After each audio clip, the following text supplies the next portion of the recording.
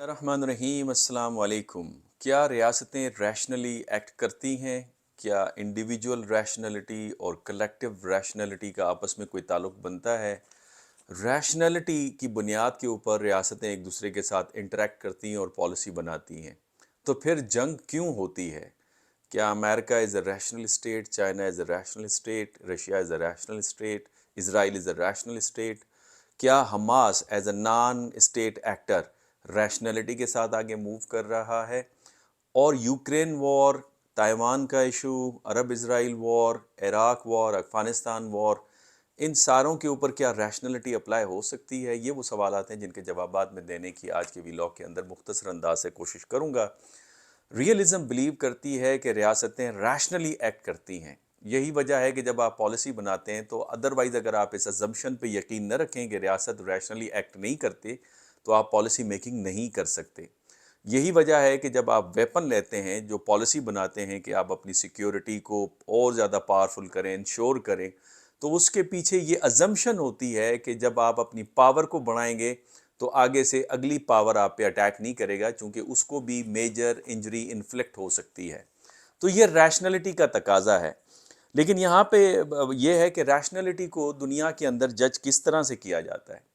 Rationality को real time में जज करना तो बहुत मुश्किल है, लेकिन हम जब तारीख में देखते हैं, पैटर्न को आइडेंटिफाई करते हैं, तो उसमें बहुत सारी चीज़ें हमारे सामने आ जाती हैं। बिलफर्ज यूक्रेन की वॉर के ऊपर जो मगरिब की जो रैशनलिटी है, जिसे हम रैशनलिटी नहीं मान रहे, अमेरिका के अंदर एक कन्विक्शन थी, वेस्ट के अंदर एक कन्विक्शन थी कि प्यूटन की अथॉरिटेरियन रिजीम है और प्यूटन अकेला फैसला साजी करता है और वो पीटर द ग्रेट की तरह रशिया को दोबारा रीबिल्ड करना चाहता है। वो किसी को नहीं सुनता और अगर कोई उसे अपोज करता है तो उसे पनिश कर देता है, साइडलाइन कर देता है। जो उसको सपोर्ट करता है उसके आइडिया को, उसको रिवार्ड करती है। इस अजम्पशन की बुनियाद पे उनका ख्याल ये था कि प्यूटन आइसोलेट होता जा रहा है, बूढ़ा हो चुका है, तो लिहाजा उसको उतार दिया जाएगा क्योंकि ये रशिया के मफादात के ख़िलाफ़ है। लेकिन बाद में साबित ये हुआ, जो मेमो जो क्लासिफाइड था विकीलीक्स के ज़रिए जो एक्सपोज हुआ, जिसमें विलियम बर्न, जो कि अमेरिका के सफ़ीर थे रशिया के अंदर और आजकल CIA के डायरेक्टर हैं, उन्होंने ये अमेरिका को मेमो भेजा कि जो नेटो की एक्सपेंशन है यूक्रेन के अंदर, वो सिर्फ प्यूटन उसके खिलाफ नहीं है, लेकिन एक पॉलिटिकल कंसेंसस है पॉलिटिकल एलिट्स के अंदर, एंड दे से इट मस्ट बी स्टॉप्ड। तो वो सिर्फ प्यूटन का फैसला नहीं था, वो सबका एक कलेक्टिव फैसला, एक कलेक्टिव विस्डम, एक कलेक्टिव रैशनैलिटी थी। और फिर उसके बाद जो सिक्योरिटी काउंसिल की मीटिंग हुई है रशिया में फरवरी 2022 को, उसमें भी एक प्रोसेस जो नज़र आता है डिसीजन मेकिंग का, वो बहुत ही ज़्यादा ऑर्गेनाइज्ड नज़र आता है, जिसमें प्यूटन इशू को ले डाउन करते हैं, उसके बाद लेवरोव से उनकी डिलिब्रेशन होती है, फिर फॉरेन पॉलिसी एक्सपर्ट्स के साथ होती है, फिर रीजनल लीडर्स के साथ होती है ताकि सिचुएशन को समझा जाए, और उसके बाद वो पॉलिसी मेकिंग करते हुए नज़र आ रहे हैं। जबकि वेस्ट के अंदर अगर आप देखें तो एक बंच, एक जो हॉक्स हैं या कंजर्वेटिव हैं, वो ये फैसला साजी करते हैं कि नेटो की कंटिन्यूसली एक्सपेंशन होनी चाहिए। विलियम बंस यही कह रहा है कि लगातार रशियंस कंटिन्यूसली स्टेटमेंट जारी करें कंसिस्टेंटली कि इट मस्ट बी स्टॉप्ड और नेटो को किसी भी सूरत में यूक्रेन के अंदर नहीं तस्लीम किया जाएगा, तो लिहाजा ये क्राइसिस को जन्म देगा। और फिर दुनिया ने देखा कि 2014 के अंदर क्रीमिया के इशू के ऊपर क्राइसिस पैदा हुआ और 2022 के अंदर फरवरी में फिर एक जंग स्टार्ट हुई, जो कि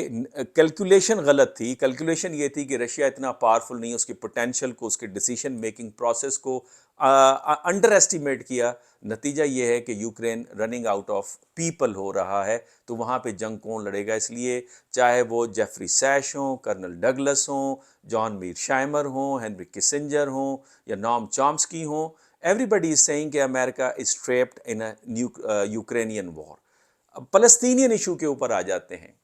क्या रैशनैलिटी थी इजराइल के ऊपर, हाफ के ऊपर के बिहाफ के ऊपर के की साइड के ऊपर के जो हमास है वो इनकैपेबल है, हमास अटैक नहीं कर सकता, और हम हमास को काबू कर लेंगे, हमारे पास वेपन ज़्यादा है और उनको कंसिस्टेंटली آپ انڈر سیج رکھیں، ایک اوپن پرزن کے اندر رکھیں، وہ ریئیکٹ نہیں کر پائیں گے، چونکہ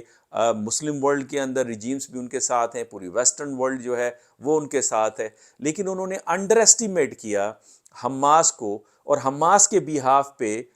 جو ڈیسیشن میکنگ ہے وہ زیادہ ریشنل نظر آتا ہے، ان کی ڈیلیبریشن زیادہ نظر آتی ہے، گو کہ وہ ڈیلیبریشن صرف چند ممالک کے ساتھ ہے، یا ریزسٹنس گروپ جس میں حزب اللہ، حشد شعبی، انصار اللہ وغیرہ وغیرہ کے ساتھ ہے، یا سیریا اور ایران کے ساتھ آپ کہہ سکتے ہیں، ہو سکتا ہے قطر کے ساتھ بھی ہو۔ بہرحال ان کا جو ڈیسیشن میکنگ پروسیس ہے وہ زیادہ آپ کو ریشنل نظر آتا ہے، اس بنیاد پہ کہ انہیں پتہ تھا کہ دے آر سائیڈ لائنڈ، اور ان کو فیئر تھا کہ جس انداز سے اکوپیشن جاری ہے اور جس انداز سے ایکسپینشن ہو رہی ہے، سیٹلمنٹ اسرائیلیز کی ہو رہی ہیں، تو ultimately they would be eliminated, اور انہیں نکال باہر کر دیا جائے گا، اور پھر ابراہم اکارڈ کے بعد ان کے ایشو کو کوئی سنے گا بھی نہیں۔ تو لہٰذا انہوں نے اس وقت اٹیک کیا، and they have the information کہ اسرائیل اس وقت اندرونی طور پہ بہت کمزور نظر آ رہا تھا، جو کہ نیتنیاہو کے خلاف جو پولیٹیکل پروٹیسٹ چل رہے تھے، اسرائیلی آرمی میں سے ہزاروں لوگ پائلٹس ہوں یا میرینز ہوں یا ریزرو فورس کے لوگ ہوں، وہ ریزائن کرتے نظر آ رہے تھے،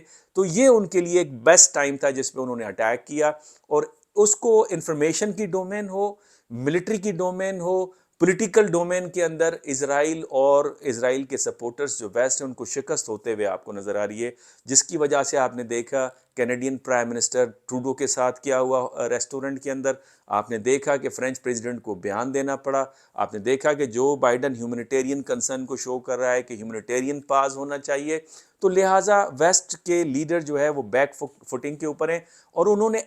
ان کی جو ایسٹیمیٹ انہوں نے